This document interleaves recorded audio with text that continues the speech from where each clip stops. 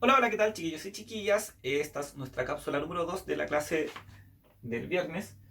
Y en esta cápsula vamos a ver lo que es la función logaritmo. Cosas importantes que tenemos que rescatar de la cápsula anterior.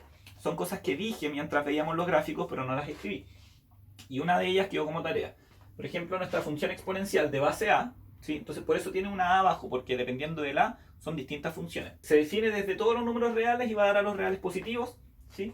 Toma un x y lo lleva a el a elevado a x. Bien, entonces suceden las siguientes cosas. Primero, si es que la base, es decir, el número a, está entre 0 y 1, entonces nuestra función es estrictamente decreciente. ¿Sí? El gráfico sería algo así. Si es que la es mayor que 1, entonces nuestra función es estrictamente creciente. Y eso era cuando el gráfico era así. Y f sub a es biyectiva, por lo tanto tiene una función inversa. Me faltó decir que es cuando el a es mayor que 0 y el a es distinto de 1. Bien, porque si recordamos lo de la cápsula anterior, cuando el a era 1, nuestra función era constante, por lo tanto no es biyectiva porque no es inyectiva. Bien, y en estos casos de acá, si la definimos así, nuestra función siempre va a ser biyectiva y recordemos que toda función biyectiva tiene una función inversa. Lo que vamos a hacer ahora es definir esa función inversa que efectivamente va a ser el logaritmo. Una vez que definamos el logaritmo y cuáles son algunas de sus propiedades, vamos a ver cómo es el gráfico del logaritmo y cómo se comporta también para valores que están entre 0 y 1 y mayores que 1, para valores de la base. Después vamos a hacer algunos ejercicios y eso sería lo de la cápsula de hoy.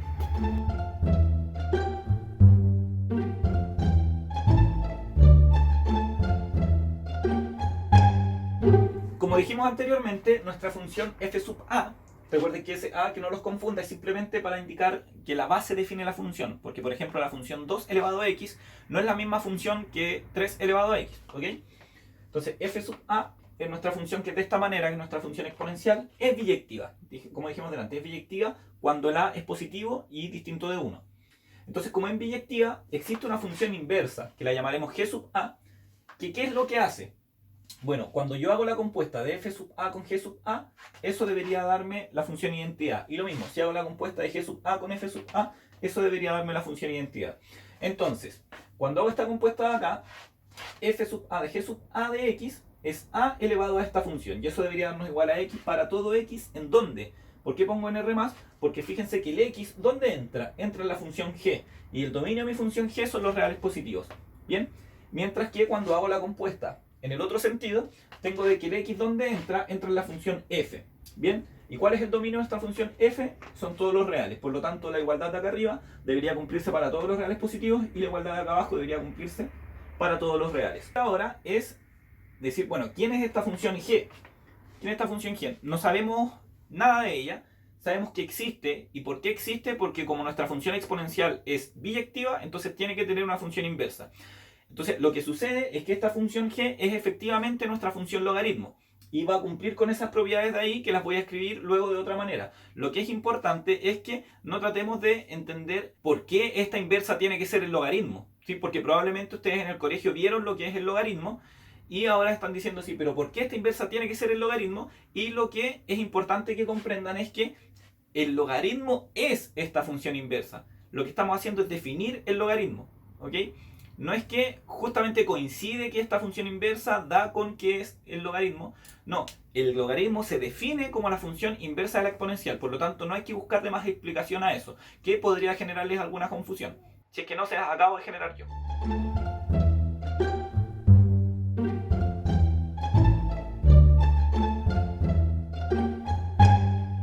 Las funciones recién nombradas, f sub a y g sub a, son conocidas como función exponencial y función logaritmo respectivamente, y se definen de la siguiente manera. La función exponencial de base a va a ser una función que tiene dominio de los reales y codominio de los reales positivos, y se define como a elevado a x. ¿Ok? Y la función logaritmo en base a se define como dominio, con dominio todos los reales positivos y codominio los reales. ¿Y qué es lo que hace? Bueno, el logaritmo en base a de x nos da el número logaritmo en base a de x. Eso no hay que complicarse más. Y cumple las siguientes relaciones que tienen que ver justamente con que una es la inversa de la otra. La exponencial del logaritmo en base a de x es el mismo x. Es decir, se cumple esta relación de acá. Perdón, ahí me equivoqué. Se cumple esa relación de ahí. Y el logaritmo de a de la exponencial, el logaritmo en base a de la exponencial en base a de x es igual a x. Es decir, cuando tenemos esa relación de ahí nos va a dar x para todo x en los reales. Y una notación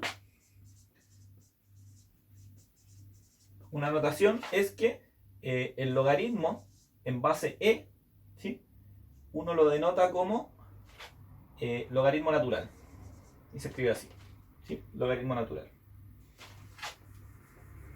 Voy a poner una x ahí para que se entienda. Logaritmo natural de x. Se llama logaritmo natural cuando la base es el número e de Euler.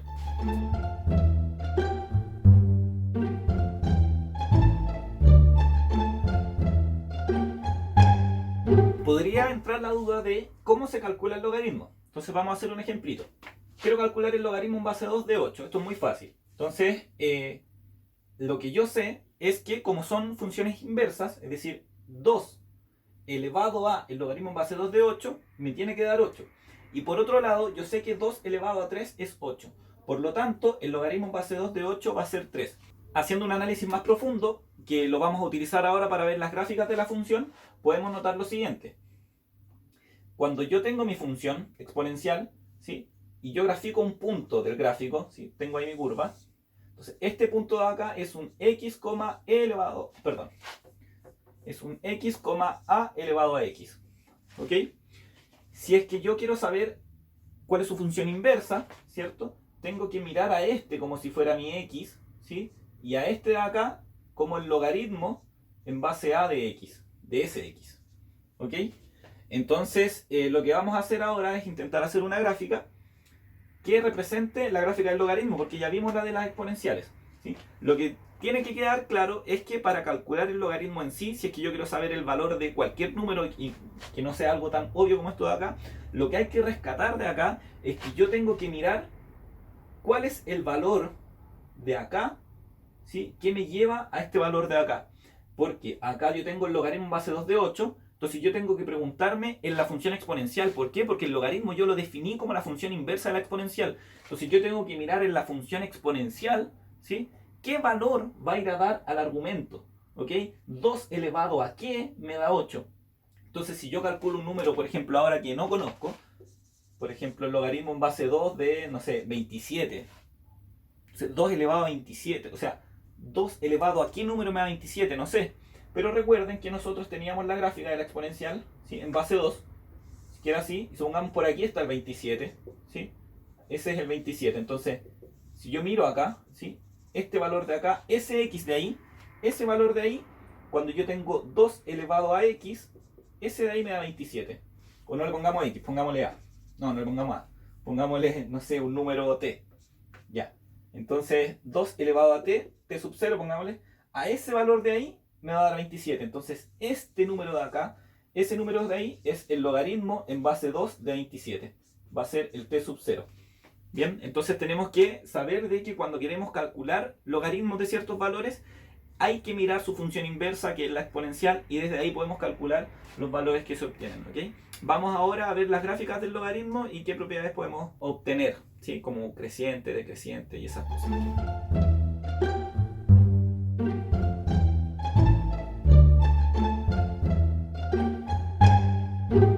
Como dijimos recién, para poder graficar esto de acá, lo que vamos a hacer es que yo acá tengo mi función exponencial, ¿sí? Y este punto se va a mover dentro de mi función exponencial, pero este punto de acá, en la coordenada x, ¿sí? Va a ser medio enredado esto, pero ojalá se entienda. En la coordenada x tiene el valor 2 elevado a x, que tiene este de acá.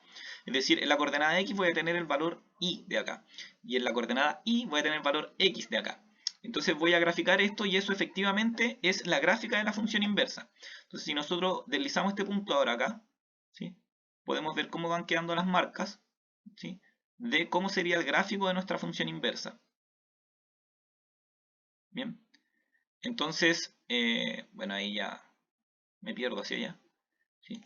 Entonces, la gráfica de mi función logaritmo en base 2 va a ser esa de ahí. ¿Ok? Lo que vamos a hacer ahora es hacer un análisis de cómo cambia la gráfica del logaritmo para cuando cambiamos los valores de la base. ¿Ok?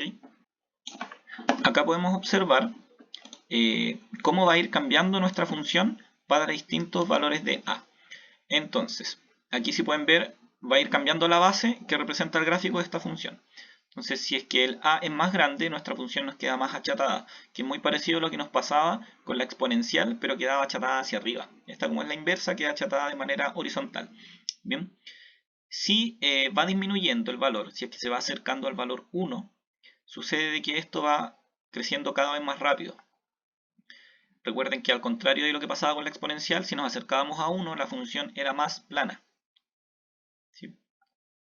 Y acá vamos a entender por qué el a tiene que ser distinto de 1, porque si nosotros llegamos al valor 1 efectivamente, no hay función. No hay función porque se vuelve como una constante vertical, ¿cierto? Y ahí no cumple con muchas cosas, que tiene que cumplir una función de partida que no hay un valor para todos los números del dominio y ese valor cuando hay no es único. Bien, cuando nuestra base está entre 0 y 1, la función logaritmo queda de la siguiente manera. ¿Sí? Y a medida que se va acercando a 0, nos va quedando ahí más achatada. ¿Ok? Notemos de que si es que estamos entre 0 y 1, nuestra función es decreciente, de la misma manera pasada con la exponencial. Y si es que es mayor que 1, nuestra función es creciente, del mismo modo que pasaba con la función exponencial. Bien, y el logaritmo natural, vamos a tratar, ¿cuánto era? 2.7 creo, 2.71. Esa es una aproximación clásica de ese. Ahí. Eso se parece mucho al logaritmo natural. ¿Ok? Eso, pues, vamos a ir a hacer algunos ejercicios ahora y con eso terminamos la cápsula de hoy.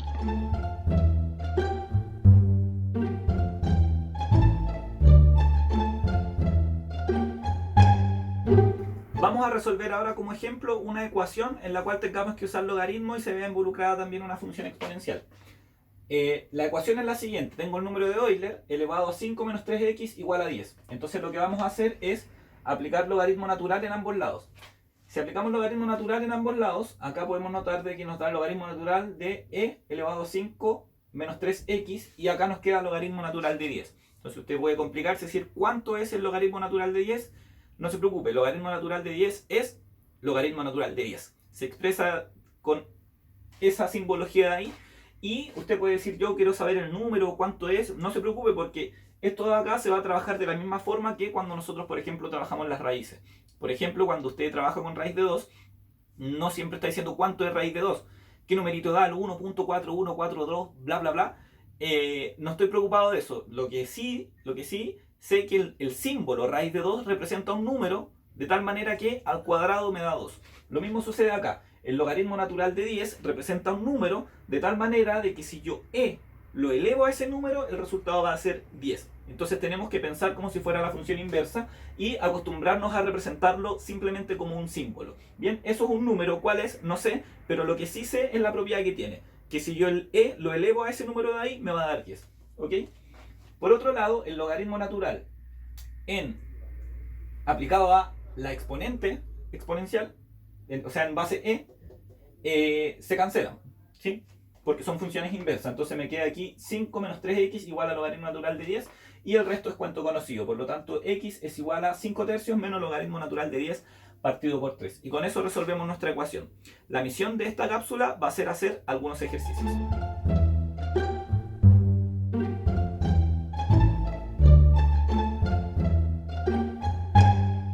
Los ejercicios de la misión son los siguientes. 1. 2 elevado a 2x más 3 igual a 128. Tenemos que saber cuánto da x. 2. 4 elevado a x más 1 es igual a 2 elevado a 1 menos x. Lo mismo. Y en el último, el logaritmo en base 3 de 3 elevado a x más 2 es igual al logaritmo en base 4 de 16 elevado a x más 1. También debemos determinar el valor de x para que se cumpla esa igualdad. Eso, espero que les haya gustado esta cápsula. Si tienen cualquier consulta me pueden escribir.